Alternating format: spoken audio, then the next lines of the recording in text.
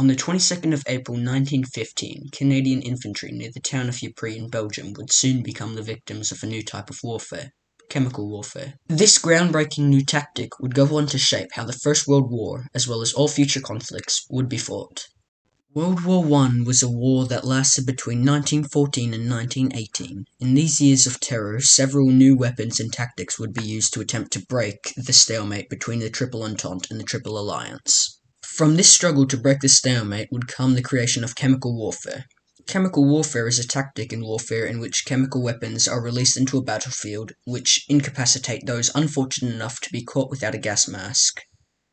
These weapons also force enemy soldiers to wear gas masks, which make defending front lines more difficult.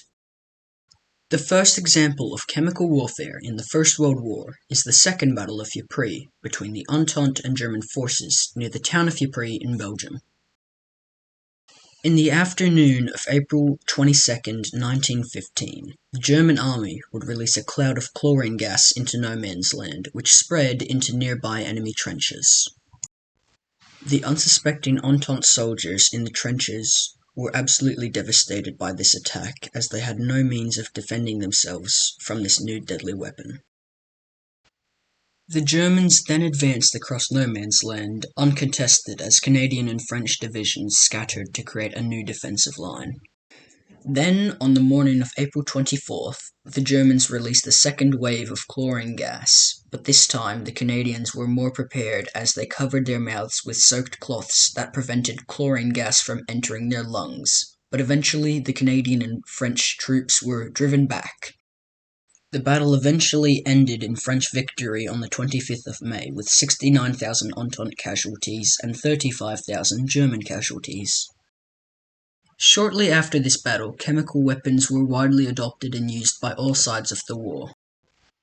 This widespread adoption of chemical warfare led to new innovations in chemical weapons in the form of new gases such as phosgene and mustard gas, as well as new innovations in types of gas masks such as the McPherson's hood, the PH helmet, and the SBR, small box respirator. World War I is often called the Chemist's War due to it being characterized by its excessive use of cruel chemical weapons that ended the lives of roughly 91,000 soldiers throughout the course of the war.